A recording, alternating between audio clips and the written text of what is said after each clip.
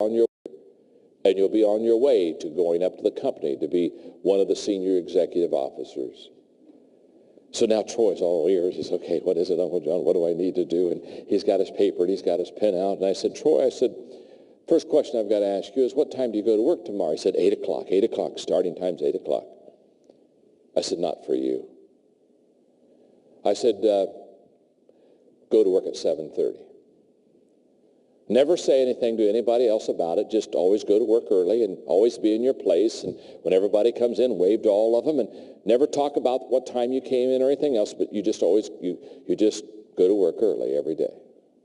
I said, what time are you going to be done tomorrow? He said, well, 5 o'clock. 5 o'clock's the quitting time. I said, not for you. I said, every evening when they all leave, stay an extra 30 minutes. And again, if they're saying, come on, go with us to dinner, say, hey, look, let me tell you what to order for me. You ordered, I got a little bit more work to do. I'll meet you in about 30 minutes. I said, never talk about how late you work. Never talk about her.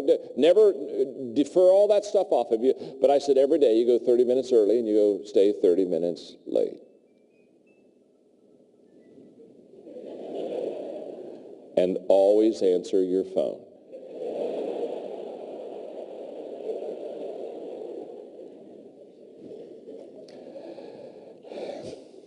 Tell him I said hi.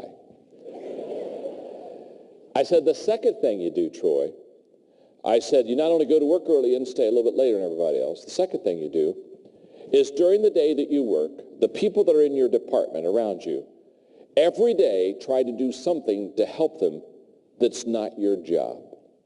Just every day. And for example, if one of the girls has some boxes and she's trying to take it to the storage room, I said, just jump up real quick and grab those boxes. Say, where do you want me to take this to? Take it to the storage room. And they'll say, thank you. That's no problem at all. I said, again, just every day, everybody around you, do something for them that is not your job, that's not expected of you to do for them. I said, thirdly, ask the owner of your company for a 10-minute appointment and tell him it's the only time you'll ask for his time. Go into his office and say, I'm new at the job.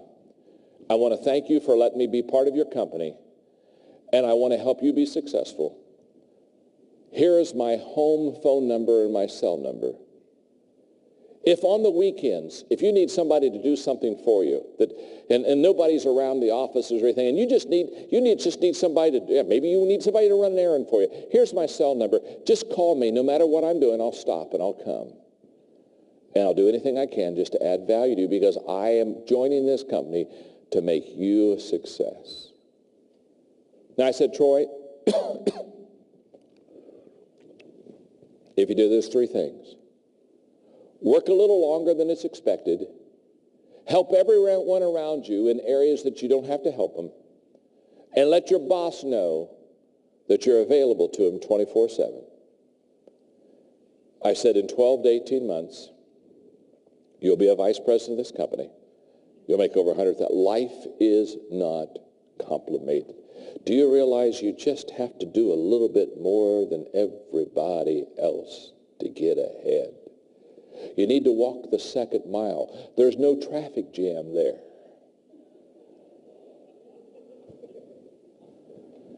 And by the way, in 12 months, he was a vice president, making great money. Today he has his own company, highly successful. Now, what was I saying to him? Add value to people. So how do you add value to people? Three things. Are you ready to write them down? If you want to add value to people, number one, value people. It's just that simple. If you want to add value to people, you have to value people. Here's why. If you don't value people, you'll manipulate them. And manipulation is always wrong. Leaders motivate, never manipulate. When I motivate you, I move you for mutual advantage. That's what leaders do. Leaders do move people, but they move people for a win-win mutual advantage. When I manipulate you, I move you for my advantage. That's always wrong. And when people devalue others, they begin to manipulate them. I have a nonprofit company that is training 1 million leaders internationally on all continents. And what we have discovered is in developing countries, the number one sin is that the leaders of those developing countries, they manipulate their people continually. They get advantage out of leading others instead of lifting them up and adding value to them. So you got to value people. If you don't value people, you shouldn't be in the business. People say all the time, they'll say, John, I want to be a leader. I always ask them the same question. Why? Why do you want to be a leader? A lot of times they give me the wrong answer. I want to make a lot of money. I want a good office. Hey, I want a parking place. The only reason to want to be a leader is to add value to others. That's the only reason. All that other stuff, that's automatic. But the purpose is to add value to others. If you want to add value to others, you got to, one, value people. Number two, you got to make yourself more valuable. You have to make yourself more valuable. You have to keep growing. You have to keep learning. Why? Because the only way you can lead people is to be in front. And the only way that you can stay in front is not lead out of power or position, but lead out of knowledge. You've got to keep growing. If you stop growing, the people around you stop growing. So therefore, you set the pace. Leaders set the pace. So therefore, how do you keep adding value to others? You've got to get better yourself. You've got to keep learning. You've got to keep growing. You've got to keep studying so that you have new things to add to them, to give to their life. Therefore, that's why you need to personally grow. And number three, if you want to add value to people, you have to know and relate to what they value. You have to know and relate to what they value. Now, you have been an incredible audience. And in a moment, I need to let you go. But somewhere on your seat, you had this flyer that has all of my books. Okay? Well, they don't have all of them, but they have about all of them.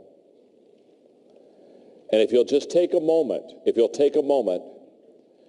give me 3 minutes, I'll help you understand, because it's my understanding is they are selling these in packages. So if you'll all pull it out, so when you go to the book table and you'll wonder which package to get, I'm going to explain it to you now so that you'll be able to go right out there and pick up what can help you and what can add value to others.